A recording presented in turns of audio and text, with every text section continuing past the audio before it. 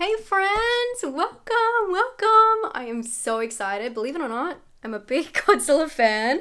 This is actually from the Godzilla museum I went to in Japan, and today we're going to go see a new Godzilla film, and this film has been dubbed by critics as the best Godzilla film yet. That is a big claim. There's a lot of Godzilla films. This is the first Godzilla to be a period piece and is set at the end of the American occupation of Japan, almost a decade before the original Godzilla, which was in 1954. Takashi Yamasaki not only directed and wrote the film, but is also doing the visual effects. As mentioned, the film takes place at the end of the war in Japan, and a new crisis emerges in the form of a giant monster, which they say is baptized in the power of the atomic bomb. Gareth Edwards, who directed the Godzilla from 2014, the American Godzilla, is said to have attended the premiere of this one and at the end said he was jealous because this is what a Godzilla film should be. Can you get any more hyped? I'm a big Godzilla fan and I think Godzilla is pure horror. It's a metaphor for many things that have happened in Japan's history, and I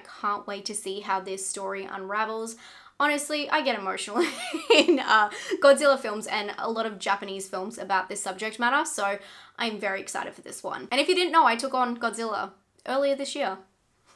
Did not survive.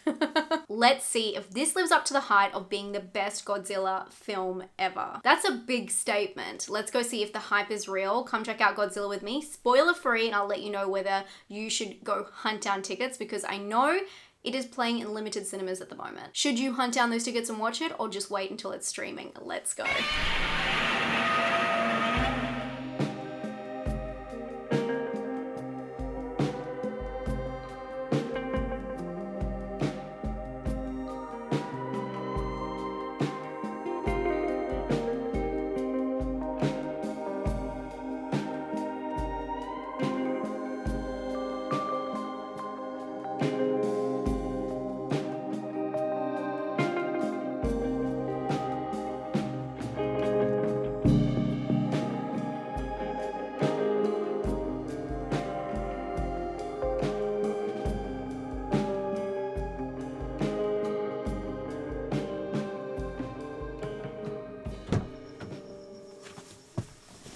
Hi friends! I just got back from watching Godzilla -1. It was great and in ways I didn't expect it to be. I know that this was a Toho production, but I didn't realize how much it would be a combination of modern cinema, the way, it's become, even modern Japanese cinema, mixed with the original dramatic style. And because this film is set during the end of the war and before the first Godzilla, it was such an amazing marriage of modern techniques, and it still kept the feeling and atmosphere of those original dramatic films, especially Japanese films and Toho. Somehow it took the best parts and stylized approach from both things and melted it together. And I don't know why I was not expecting that, because probably I didn't look at the trailer.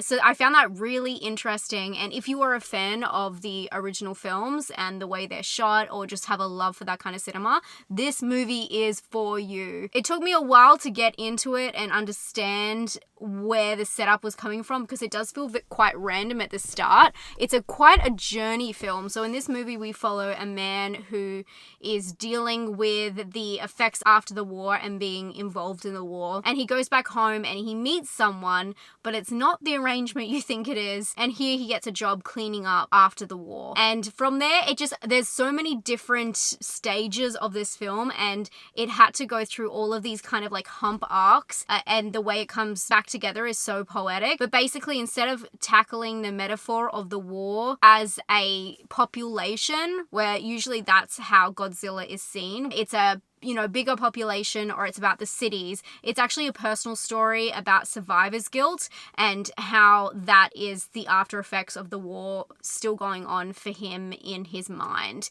And it is very magical the way that they've made that into a metaphor and blanketed over it, because instead of watching this big production where we need to stop Godzilla, where there's plenty of that, don't worry, but it's more of a personal story, which I feel quite attached to. The stylized approach does take some getting used to. Everything is shot so beautifully but so tight.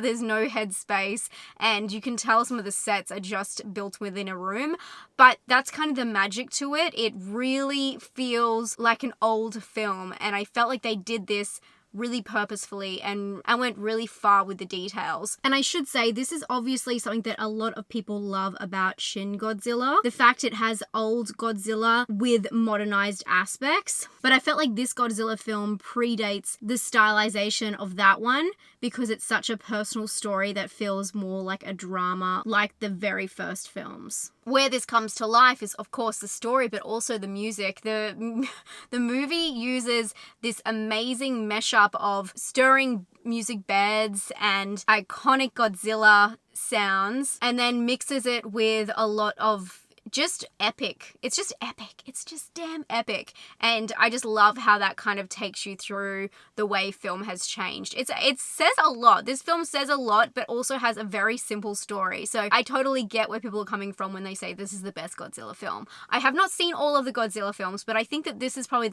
my favorite of all of the ones I have seen, to be completely honest. The American ones, I can't really compare to what Japanese filmmakers can say about their own entity. They're something that means so much for them metaphorically to their history. Just to backtrack a second, with its cinematography, even though things are shot in that dramatic kind of stylization, it makes a lot more sense in this film because it is a personal story we're following through one man. I kind of like the fact that it's kind of like a contrast between the up close and personal scenes with him, and then you draw back and you have these epic scenes with Godzilla, and it's so wide and so enormous. He's enormous. I actually did a video maybe 4 years ago about everything that Godzilla went through with the evolution up to that point, with how big he got and how his body changed, if you ever want to check that out. But it was really interesting seeing those epic shots and back to the personal story, because it really does show how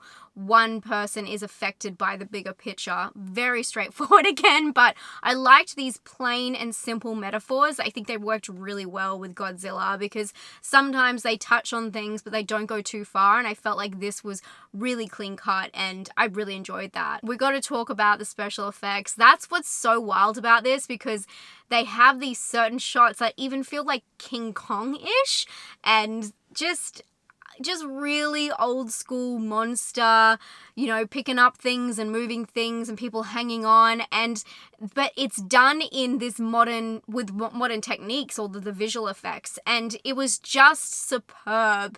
Godzilla looked great. Godzilla was so texturized in this one. He looked wild, and it just worked. It was such a satisfying thing to watch.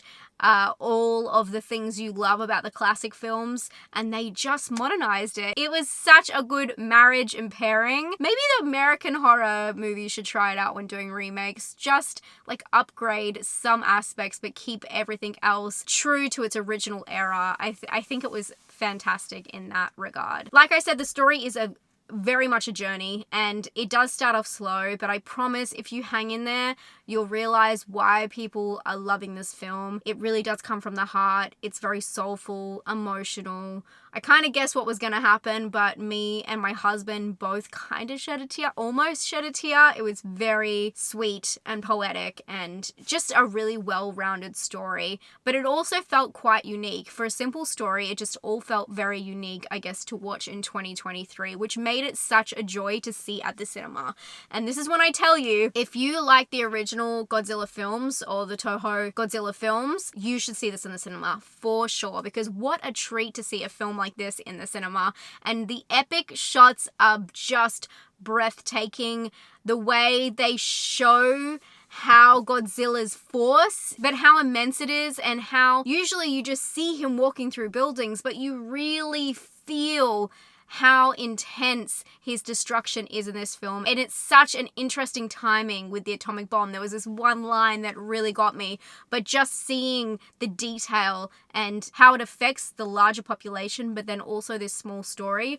It was just brilliant, and I really recommend, if you do like the original stylization, check this one out. If you're not for the original stylization, maybe wait to stream it. But I do sincerely think anyone who is a fan of Godzilla should watch this film. The atmosphere, the tension, I was on the edge of my seat. It's a very dramatic film and romantic at times. So it's not as terrifying as the other Godzilla films, but it is just beautiful. It's beautiful and it's epic, and I'm so glad I got to see it at cinemas. I'm gonna give this one an 8 out of 10. I really enjoyed it, and in a completely different way than I thought I would. For originality, I'm going to give it a 6. It wasn't very original, like story-wise, but it's very unique the way it's put together. And for scare, I'm going to give it a 2. Anyway, let me know if you're a fan of Godzilla and if you plan on seeing this one. And if you want to check out everything that I watched this month, why not check out this video? I have a lot of recommendations in this one, including a lot of horror movies. Stay safe and stay spooky. Bye, friends.